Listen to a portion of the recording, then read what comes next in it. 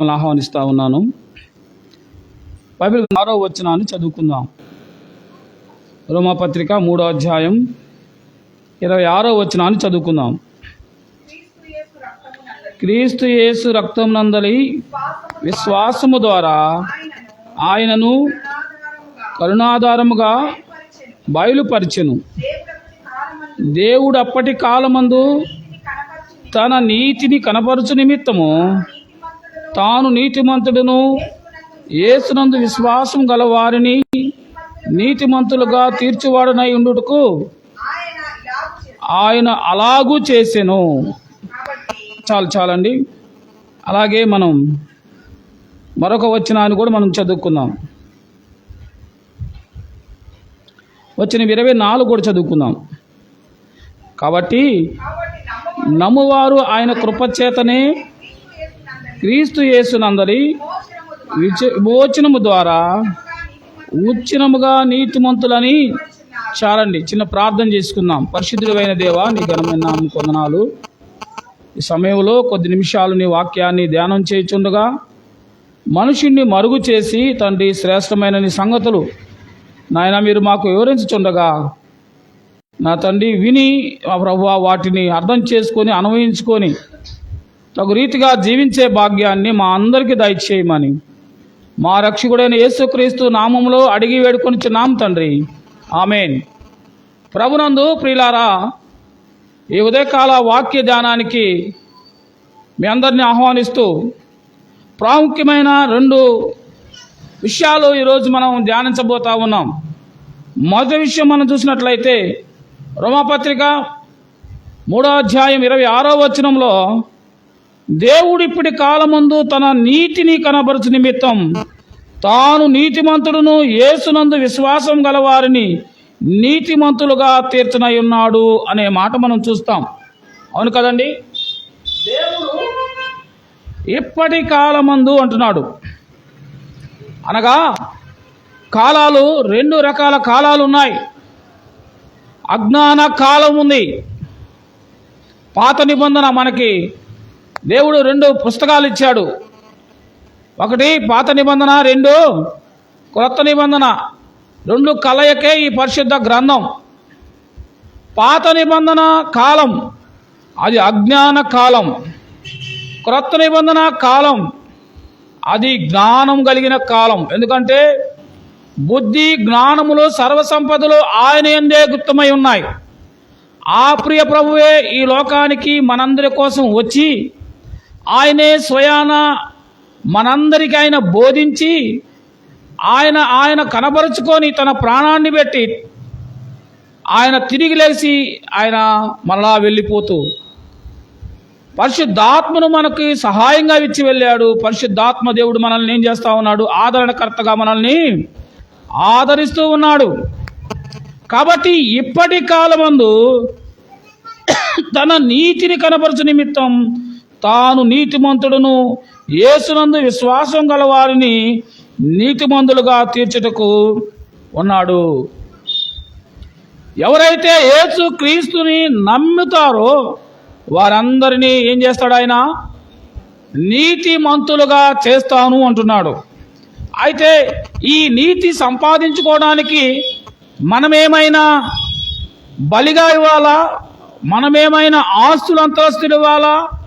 మనమేదైనా దేవునికి చెల్లించాల్సి ఉందా అని మనం చూస్తే ఇదే రోమాపత్రికలోని 3వ అధ్యాయం 24లో వచ్చిన అంటున్నాడు, ఉచితంగా నీతిమంతులని తీర్చబడుచున్నారు. ఎవరి ద్వారా?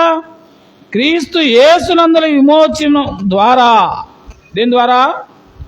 క్రీస్తు యేసునందు విమోచన ద్వారా ఉచితముగా నీతిమంతులని తీర్చబడుచున్నాము. ప్రభునందు ప్రియులారా, ఎంత ధన్యకరమైన జీవితం నా జీవితం. కొత్త నిబంధన విశ్వాసులు మన జీవితం ధన్యకరమైన జీవితంగా దేవుడు మలచాడు. దేని ద్వారా నీవు నేను ధన్యులయ్యాము అని కనుక మనం పరీక్షించి చూసినట్లయితే యేసు క్రీస్తు ద్వారా ఏమండి విమోచన మనకి కలుగుతూ ఉంది. ఆ విమోచన క్రయధనాన్ని మన ప్రియ ప్రభు అయిన యేసు ప్రభు బలిగాను అర్పణగాను తన్ను తానే 2024 సంవత్సరాల క్రితం యెరూషలేములో ఆయన అర్పించుకున్నాడు. మనందరి పాపములు ఆయన మోసుకొని వెళ్ళాడు. ఇప్పుడు ఆయన ఉచితంగా నీకు ఏమిస్తా ఉన్నాడు? ఏమండి, విమోచన ఇస్తా ఉన్నాడు ఉచితముగా. అది ఉచితమే కానీ చౌక కానే కాదు కదండి, ఉచితమే కానీ చౌక కానే కాదు. కాబట్టి దేవుడు ఇప్పటి కాలమందు మనల్ని నీతిమంతులుగా చేయడం కొరకు ఆయన ఉచితముగా క్రీస్తు యేసునందుని విమోచన ద్వారా నిన్ను నన్ను నీతిమంతులుగా తీరుస్తూ ఉన్నాడు. అయితే నీతిమంతుల గురించి, విశ్వాసుల గురించి మనం చూసినట్లయితే మనకి బాగా కనిపించేవారు ఒకరున్నారండి. చూడండి, ఇదే అధ్యాయంలో ఏమండి, ఆ 4వ అధ్యాయం 1వ వచనంలో ఈ మాటను మనం చూస్తాం. కాబట్టి శరీర విషయమై ఆయన మూల పురుషుడకు అబ్రహాముకి ఏమి దొరికినని అందును అబ్రహాము క్రియల మూలముగా ఎలాగట? అబ్రహాము క్రియల మూలముగా నీతిమంతుడని తీర్చబడిన ఎడల అతనికి అతే కారణము కలుగును గాని అది దేవుని ఎదుట కలుగదు. అతని యొక్క క్రియల మూలంగా అతడు నీతిమంతుడుగా తీర్చబడితే అతనికి ఏమి కలగదు కానీ, అతిశయం లేదు కానీ అది దేవుని ఎదుట కలగదు. కానీ లేఖనం ఏమి చెప్పుతున్నదంటే అబ్రహాము దేవుని నమ్మెను. ఏదట? అబ్రహాము దేవుని నమ్మాడు. ఎప్పుడు నమ్మాడు?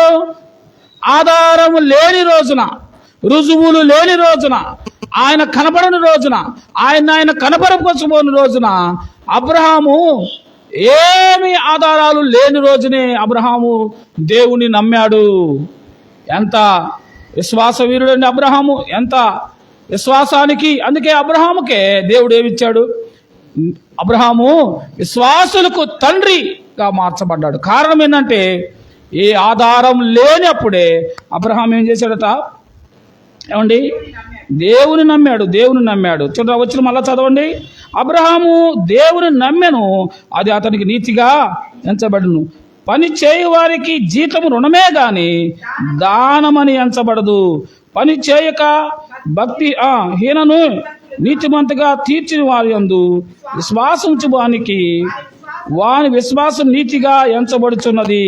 ఆ ప్రకారమే క్రియలు లేకుండా ఎవరిని నీతిమంతులుగా ఎంచునో మనుష్యుడు ధన్యుడని దావీదు కూడా చెప్పుచున్నాడు. ఇక్కడ ఇద్దరు వ్యక్తులు మనకు కనపడతా ఉన్నాడు. అబ్రహాము, దావీదు కనపడతా ఉన్నాడు. అబ్రహాము జీవితంలో అబ్రహాము దేవుని నమ్మాడు అంతే. ఆది కాండంలో మనకి వెళ్ళి చూస్తే అబ్రహాముని దేవుడు పిలిచాడు. ఒకసారి వెళ్ళి చూద్దామండి. ఆది కాండంలో అబ్రహాముని దేవుడు ఎలా పిలిచాడో, అబ్రహాము ఎలా లోబడ్డాడో మనం చూసినట్లయితే చక్కని ఉదాహరణ మనకి కనిపిస్తుంది. అబ్రహాముని 12వ అధ్యాయంలో 1వ వచనం, ఆది కాండం 12వ అధ్యాయం 1వ వచనం, యెహోవా నీవు లేచి నీ దేశము నుండియో, నీ బంధువుల యొద్ద నుండియో, నీ తండ్రి ఇంటి నుండియో బయలుదేరి నేను నీకు చూపించి దేశంలోకి వెళ్ళుము. నిన్ను గొప్ప జనముగా చేసేదును, నిన్ను ఆశీర్వదించి నీ నామమును గొప్ప చేయుదును. నీవు ఆశీర్వాదముగా నుందువు. నిన్ను ఆశీర్వదించి వారిని ఆశీర్వదించదును, నిన్ను దూషించి వారిని దూషించదును. భూమి యొక్క సమస్త వంశములు నీ యందు ఆశీర్వదింపబడిన అబ్రహాముతో అనగా యెహోవా అతనితో చెప్పిన ప్రకారం అబ్రహాము వెళ్ళను. చూసారండి, దేవుడు అబ్రహామును పిలిచి అబ్రహాముతో ఏమంటా ఉన్నాడు? అబ్రహాం, నువ్వు కొన్ని విడిచిపెట్టాల్సినవి ఉన్నాయి. ఏ విడిచిపెట్టాలండి?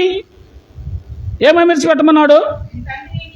నీ తండ్రి ఇంటిని, నీ బంధువుని వద్ద నుండి, ఏమండి, నీవు లేచి మొట్టమొదట ఆయన ఏం విడిచిపెట్టాలి? ఆయన దేశాన్ని విడిచిపెట్టాలి. రెండోది బంధువులు విడిచిపెట్టాలి. మూడోది తండ్రి నుంచి విడిచిపెట్టాలి కదా. ఎంత కష్టమైన పని అండి ఇది. నేను విడిచిపెడతావా? ఏదైనా ఊరు వెళ్తే 2 రోజులుండి రావడానికి వెళ్తేనే మనం ఉండలేం.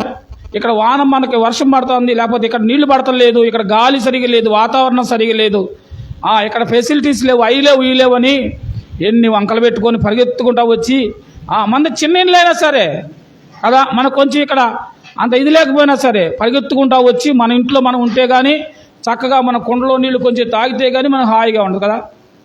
అట్లాంటిది పుట్టి పెరిగిన ప్రదేశాన్ని, దేశాన్నే విడిచిపెట్టమన్నాడు, బంధువులు విడిచిపెట్టమన్నాడు కదండి, తండ్రి ఇంటిని కూడా విడిచిపెట్టమన్నాడు దేవుడు. సోదరుడా సోదరి, ఈ ఉదయకాల సమయంలో దేవుడు నీతో నాతో అబ్రహాము యొక్క జీవితం ద్వారా ఒక చక్కని నీతిని నేర్పిస్తా ఉన్నాడు. దేవుని నీవు నమ్మేవడానికి కొన్ని విడిచిపెట్టాల్సిన బాధ్యత నీ మీద ఉంది. ఊరికే నేను దేవుని నమ్మాను అంటే కాదు, కానీ దేవుని నమ్మిన నీవు కొన్ని విడిచిపెట్టాల్సినవి ఉన్నాయి. ఏం విడిచిపెట్టాలి? లోకాన్ని విడిచిపెట్టాలి, పాపాన్ని విడిచిపెట్టాలి, లోక స్నేహాన్ని విడిచిపెట్టాలి. విడిచిపెడుతున్నావా? నువ్వు దేవునితో సహవాసం చేయాలంటే ఆయన పరిశుద్ధుడైన దేవుడు, నేను పరిశుద్ధుడు గనక మీరును పరిశుద్ధులై ఉండాలంటున్నాడు. పరిశుద్ధత లేకుండా ఎవరు దేవుణ్ణి చూడలేరు.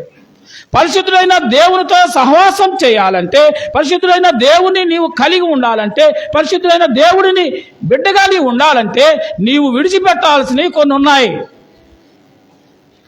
అబ్రహాము విడిచిపెట్టాల్సిన వాటిని దేవుడిని చెప్పాడు, అబ్రహాముని విడిచిపెట్టు, నీ దేశాన్ని విడిచిపెట్టు, బంధువులు విడిచిపెట్టు, నీ తండ్రి ఇంటిని విడిచిపెట్టు.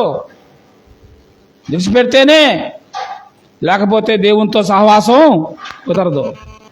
ఈరోజు క్రైస్తవులను చెప్పబడుతున్న అనేక మంది లోకాన్ని విడిచిపెట్టట్లేదు, పాపాన్ని విడిచిపెట్టలేదు, లోక స్నేహాన్ని విడిచిపెట్టకుండా మేము దేవుని బిడ్డలమని చెప్పుకుంటే ప్రయోజనం ఏముంది? గుంపులు గుంపులుగా మందిరాలకు వెళ్తా ఉన్నాము. వెళ్ళిన వారిలో ఎంతమంది దేవుని చెప్పిన దానిని విడిచిపెట్టి వెళ్తా ఉన్నాము? ఆరాధన చేసే మనం యోగ్యమైన ఆరాధన చేస్తూ ఉన్నామా? ఎలా పడితే అలా వెళ్ళిపోయి అది రొట్టె కదా, అది రసమే కదా అని చేయి వేస్తూ ఉన్నామా? అలా చేయి వేస్తే జరిగే పరిణామాలేంటో అపోస్తులైన పౌలు కొరింథీ సంఘానికి రాస్తూ మొదటి కొరింథీ పత్రిక 11వ అధ్యాయంలో మనం 29-31 వచనాల్లో చూస్తాం. కాబట్టి అది నీకు నువ్వే కలుగు చేసుకునేది. దేవుని నమ్మాను అని అనడానికి రుజువు ఏంటంటే, మొట్టమొదట మన పాపాలని ఒప్పుకొని విడిచిపెట్టాలి. రెండవదిగా మన లోక సంబంధించిన స్నేహాలు విడిచిపెట్టాలి. లోక క్రియలు మనలో ఉండకుండా చూసుకోవాలి. అబ్రహాము లోక సంబంధమైన వాటన్నిటిని ఏం చేశాడు? విడిచిపెట్టాడు. అలా విడిచిపెడితే దేవుడు విడిచిపెట్టిన దానికి ప్రతిగా ఏమిస్తానన్నాడండి? అయితే నిన్ను గొప్ప ఘనముగా చేస్తాను, నిన్ను ఆశీర్వదిస్తాను, నీ నామమును గొప్ప చేస్తాను, నీవు ఆశీర్వాదంగా ఉంటావు, నిన్ను ఆశీర్వదించే వాళ్ళని ఆశీర్వదిస్తాను, నిన్ను దూషించే వారిని దూషిస్తాను, భూమి యొక్క సమస్త వంశములు. అమ్మా చూసావా ఎంత ఆశీర్వాదం దేవుడు నీకు ఇస్తున్నాడు? నీకు కావాలయ్యా ఆశీర్వాదం? భూమి యొక్క సమస్త వంశములు నీదగును అంటున్నాడు. ఈరోజు భూమి మీద ఉన్న సమస్తమైన వంశాలన్నీ ఆయనయే. ఎవరయ్యే? అబ్రహాములో నుండే కదా ఇష్మాయిలీలు కానీ, ఇశ్రాయేలీలు కానీ, క్రైస్తవులు కానీ, అన్యులు కూడా, ఆఖరికి ఐగుప్తిలో ఉన్న అన్యులు కూడా ఎవరండి? అబ్రహాము నుండి వచ్చిన వారే. ఆయన ఆశీర్వదించాడా లేదా? ఈరోజు ఇశ్రాయేల్ పట్టణాన్ని జయించడానికి ప్రపంచంలో ఉన్న అరబ్బులంతా కలిసి పోరాటం చేసిన ఆ చిన్న దేశం సుమారుగా 98 లక్షలు. అలాంటి చిన్న దేశాన్ని ఎవరేం చేయలేకపోతున్న కారణం వారు అబ్రహాము సంతానం. ఆనాడు అబ్రహాముకు దేవుడిచ్చిన వాగ్దాన భూమి యెరూషలేము పట్టణం. కనుకనే దేవుడు ఇశ్రాయేలు గురించి ఏమన్నాడు? యెరూషలేము గురించి ప్రార్థన చేయండి అంటున్నాడు. సోదరుడా సోదరి, అబ్రహాము ఊరికే నీతిమంతుడిగా తీర్చబడలా. అబ్రహాము దేవుడు ఊరికే ఆశీర్వదించలా. అబ్రహాము దేవుడు నీ జనాన్ని హెచ్చు చేస్తానని ఊరికే చెప్పలా. అబ్రహాముని అనేక వంశాలకు నువ్వు తండ్రి అవుతావని ఊరికే చెప్పలా. ప్రపంచంలో ఎక్కువగా పేరు పెట్టుకున్న వ్యక్తి ఎవరున్నారో తెలుసా? అబ్రహాం అనే పేరు ప్రపంచంలో అధిక మంది జనాభాకి ఉంది. తెలుసా మీకు ఈ మాట? అటు అరబ్బులు పెట్టుకున్నారు ఇబ్రహీం అని, ఇది క్రైస్తవులు అబ్రహాం అని పెట్టుకున్నారు కదా. అందరూ కూడా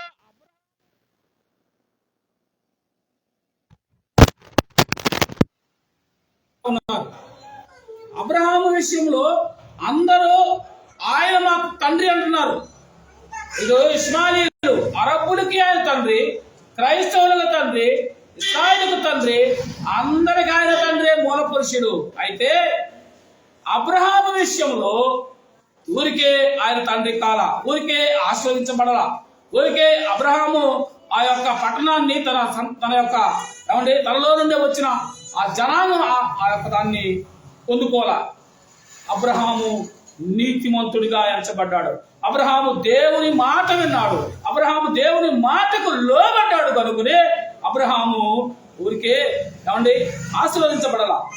లోకంలో మనం కూడా అటు రీతిగా ఆశీర్వదించబడాలంటే మనం ఏం చేయాలా? మనము దేవుని మాట వినాలి. ఏమనాలండి? దేవుని మాట విని అప్పుడు మనం ఆశీర్వదించబడతాం. దేవుని మాటకు లోబడి మనం విడిచిపెట్టాల్సిన వాటిని లోకంలో విడిచిపెట్టినట్లయితే దేవుడు నిన్నేం చేస్తాడు? నిన్ను కూడా ఆయన ఆశీర్వదించే దేవుడు. ఊరికే మనం దేవుని మాట వినకుండా, విడిచిపెట్టకుండా ఊరికే మందిరానికి వచ్చిపోయినంత మాత్రాన ఆశీర్వాదాలు వస్తాయి అంటే కుదరదు. ఈ ఆశీర్వాదాలు లోకంలో అనేకులు చెప్తున్న శారీరక సంబంధమైన ఆశీర్వాదాలు కాదు. మన ప్రియ ప్రభువు మనందరికీ ఎప్పటి కాలమని ఆయన ఇచ్చాడట.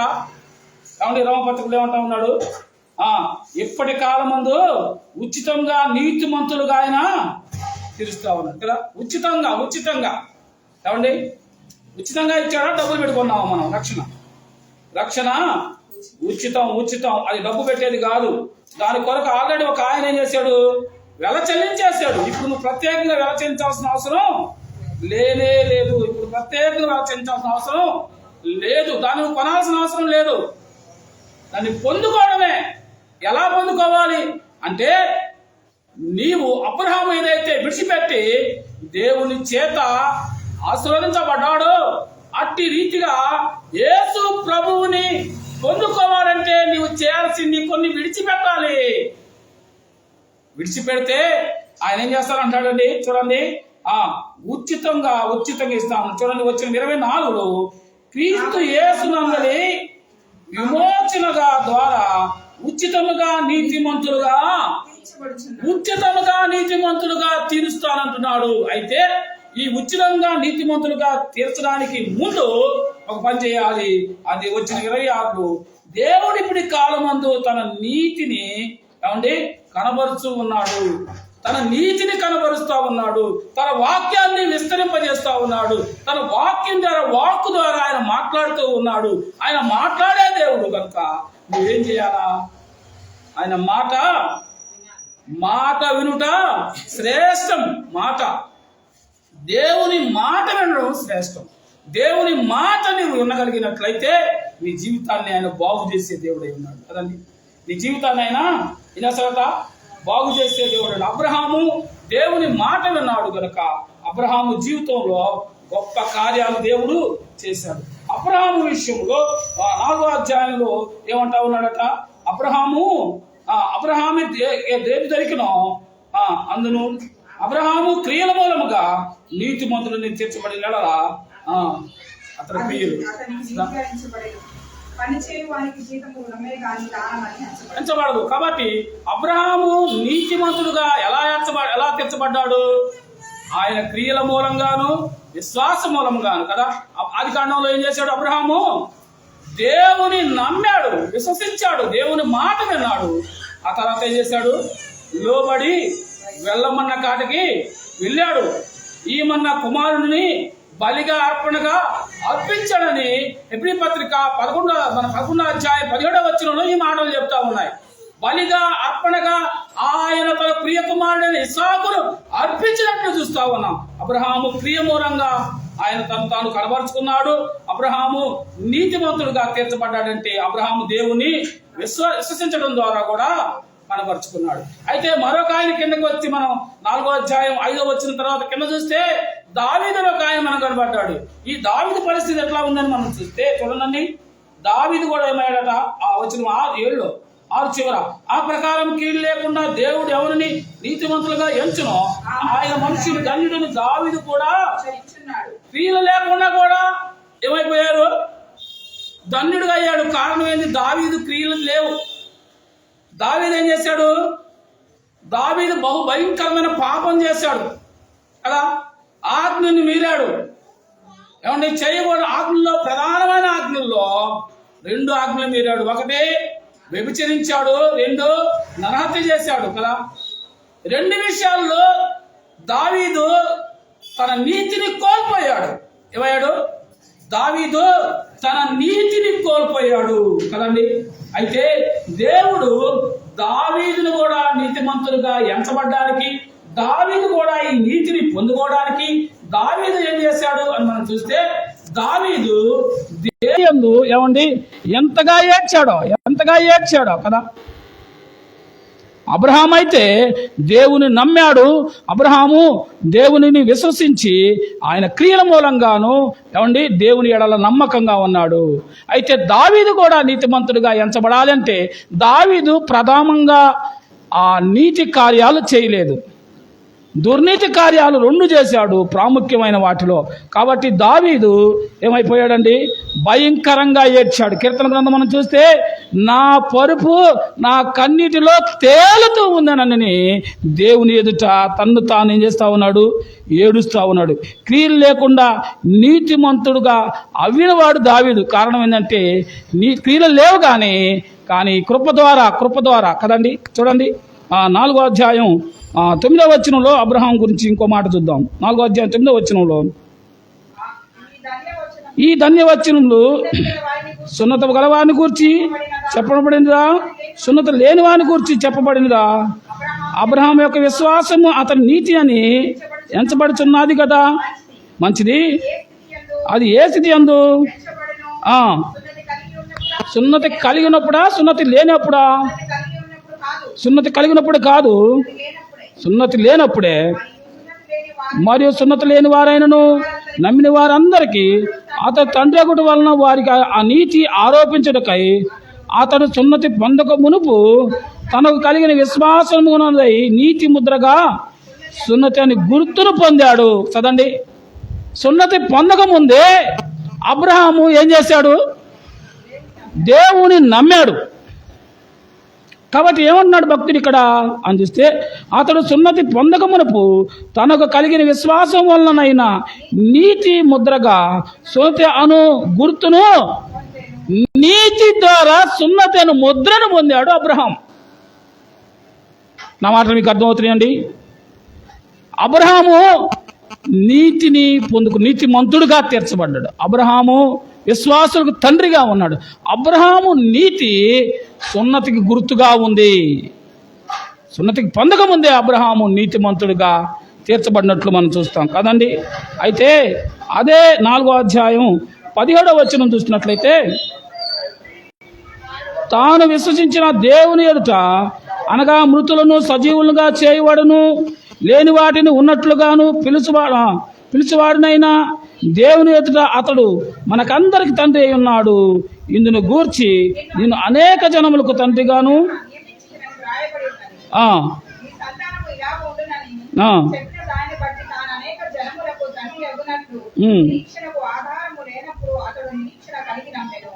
చాలండి. ఇక్కడ దావీదు దేని ద్వారా అయ్యాడంటే కృప ద్వారా నీతిమంతుడుగా తీర్చబడ్డాడు. దావీదు దేవుని విషయంలో, ధర్మశాస్త్ర విషయంలో, వాక్యం విషయంలో ఏమండి పడిపోయిన వాడుగాను జారిపోయిన వాడుగా ఉన్నాడు. అయితే దావీదు దేని చోట నీతిమంతుడుగా తీర్చబడ్డాడు అని మనం చూస్తే, దావీదు కృప ద్వారా నీతిమంతుడుగా తీర్చబడ్డాడు. అబ్రహాము నీతి క్రియల ద్వారా, అబ్రహాము విశ్వాసము ద్వారా నీతిమంతుడుగా తీర్చబడితే, దావీదైతే తన క్రియలు చెడ్డవిగా ఉన్నందువల్ల తన క్రియల విషయంలో దేవుని దగ్గర ఏడ్చి తను తాను ఒప్పుకొని దాన్ని విడిచిపెట్టడం ద్వారా ఏమండి అతిక్రమములు దాచిపెట్టువాడు వర్ధిల్లడు, వాటిని ఒప్పుకొని విడిచిపెట్టేవాడు కనికరం అందుకుంటాడు, కృప పొందుకుంటాడు అనడానికి దావీదు జీవితం ఒక గొప్ప సూచనగా ఉంది. దావీదు కృప పొందుకున్నాడు, దేవుని యొక్క కృపను దావీదు పొందుకున్నాడండి. కనుకనే దావీదు కూడా ఏమైపోయాడు? దావీదు పేరు ఎక్కడుంది? దావీదు పేరు నీతిమంతుల పట్టికలో ఉందా లేదా? ఏమ్మా రండి చూద్దాం. హెబ్రీ పత్రిక 11వ అధ్యాయంలో, హెబ్రీ పత్రిక 11వ అధ్యాయం ఏంటంటే అది విశ్వాస వీరుల జాబితా అని అంటారు కదా. దావీదు పేరు ఎక్కడుందని చూస్తే హెబ్రీ పత్రిక 11వ అధ్యాయం 32వ వచనం చూడండి ఒకసారి. ఇక్కడ ఏమో చెప్పేది నువ్వు గిద్యోను, బారాకు, సంసోను, యెఫ్తా. చాలండి. ఎవరున్నారు ఇక్కడ? దావీదు విశ్వాస వీరుల జాబితాలో ఉన్నాడా లేడా? వచ్చాడా లేదా? ఎలా వచ్చాడు? దావీదు రావచ్చా? అసలు దావీదుకు ఛాన్స్ ఉందా? వాస్తవంగా దావీదుకు ఛాన్సే లేదు. ఎందుకంటే దావీదు ఏం చేశాడు? ఘోరమైన దుష్కార్యం. యేసావు ఏవైతే చెప్పాడో, ఇంత ఘోరమైన దుష్కార్యం నేను ఎలా చేస్తానని పాపానికి యేసావు పెట్టిన పేరు, అదే ఘోరమైన దుష్కార్యం దావీదు చేశాడు. అదే ఘోరమైన ఏమండి ఆ యొక్క మర్డర్ చేశాడు యూరియాని కదా. ఊరియాని ఏం చేశాడు? సైన్యంలో ముందు పెట్టేసి చంపేశాడు. నరహంతకుడుగా ఉన్నాడు, వ్యభిచారిగా ఉన్నాడు. మరి ఇప్పుడు ఎక్కడికి వచ్చి ఉన్నాడు?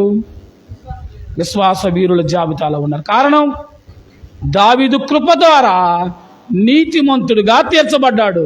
అబ్రహాము నీతి క్రియల ద్వారా, అబ్రహాము విశ్వాసం ద్వారా నీతిమంతుడిగా తీర్చబడితే దావీదు కృప ద్వారా. అమ్మా అయ్యా, నీవు నేను కూడా మన ప్రియ ప్రభు అయిన యేసుక్రీస్తు ప్రభు మనందరికీ రావాల్సిన ఆ యొక్క శిక్షను ఆయన మీద వేసుకొని ఈ రోజున మనందరం పాపులమై ఉండగా, మనందరం శాపగ్రస్తులమై ఉండగా, మనందరం దుర్మార్గులమై ఉండగా మన కొరకు ఆ ప్రభువు తన ప్రాణాన్ని పెట్టి తన కృప ద్వారా నిన్ను నన్ను ఆయన రక్షించుకున్నాడు. ఇప్పుడు ఆయన ఉచితంగానే నీకేమిస్తా ఉన్నాడు? ఉచితంగానే ఆయన రక్షణ ఇస్తున్నాడు. అమ్మా, రక్షణ ఉచితమే కానీ అదేంది చౌక కానే కాదు. రక్షణ ఉచితమే కానీ అది చౌక కానే కాదండి కదా. అదే 4వ అధ్యాయం 18వ వచనం చూసినట్లయితే, అదే 4వ అధ్యాయం 18వ వచనంలో చూద్దాం. నీ సంతానం ఇలాగా ఉండునని చెప్పిన దాన్ని బట్టి తాను అనేక జన్మకు తండ్రినట్లు నిరీక్షణకు ఆధారం లేనప్పుడు అతను నిరీక్షణ కలిగి ఉన్నాడట. ఎప్పుడట? అసలు నిరీక్షణే లేనప్పుడు, అప్పుడు దేవుని గురించిన ఆధారాలే లేనప్పుడు, అబ్రహామును దేవుడు పిలిచినప్పుడు నిరీక్షణకు ఆధారం లేని రోజుల్లోనే అబ్రహాం ఏం చేశాడట? దేవుని నమ్మాడు. నిరీక్షణకు ఆధారం లేనప్పుడు అతను ఏం చేశాడట? దేవుణ్ణి నమ్మాడు. అమ్మా, నీ ముందు నా ముందు అనేకమైన రుజువులు ఉన్నాయి. ఈ రోజున యేసుక్రీస్తు ప్రభువు వారు ఏమండి ఆయన చనిపోయి సమాధి చేయబడి తిరిగి లెగిశాడు. ఆయన గొప్ప బలిని అర్పణను అర్పించబడ్డాడు. ఆయన మనందరి నిమిత్తం ఆయన చనిపోయి తిరిగి లెగిశాడు. ఇప్పుడు నీకు నిరీక్షణ ఉందా? నీకు ఆధారం ఉంది కదా. అబ్రహాము ఆధారం లేని రోజునే ఏం చేశాడట? ఏమంటున్నాడు? చక్కని మాట చూడండి. నమ్మాడు. ఏమంటున్నాడు? నిరీక్షణకు ఆధారం లేనప్పుడే అతడు నిరీక్షణ కలిగి ఉన్నాడు. మరి ఆధారాలు ఉన్నాయి, మరి నువ్వేం చేస్తున్నావు? యేసుక్రీస్తుని గురించి ఆనవాళ్ళు ఉన్నాయి, నువ్వేం చేస్తున్నావు కదండి. యేసుక్రీస్తుని గురించిన సంగతుల చరిత్రలో ఉన్నాడు. ఇప్పుడు మనం ఎక్కడున్నాం? క్రీస్తు శకములో మనం ఉన్నాం కదా.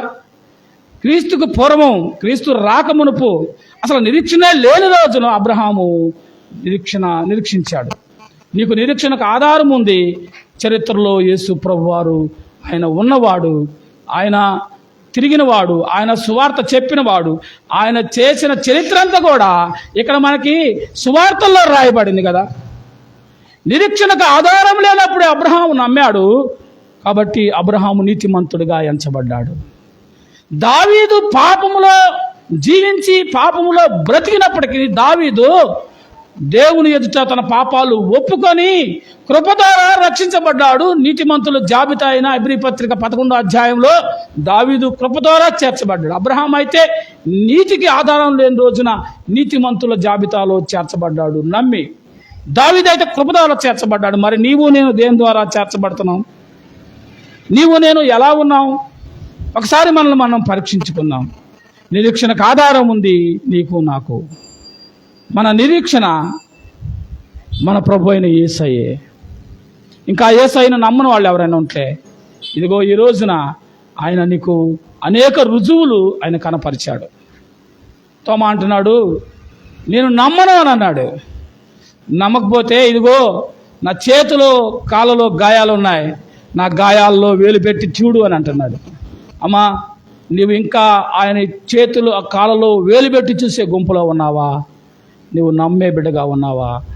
ఈరోజు మనల్ని మనం పరీక్షించుకొని, విశ్వాసులకు తండ్రి అయిన అబ్రహాము నిరీక్షణకు ఆధారం లేని రోజునే దేవుని నమ్మాడు. ఆయన గొప్ప నీతిమంతుడుగా విశ్వాసులకు తండ్రిగా తీర్చబడ్డాడు. నీవు నేను కూడా అలాగ తీర్చబడాలని దేవుడు తన మాటలు దీవించునుగాక. ప్రార్థన చేసుకుంటాం.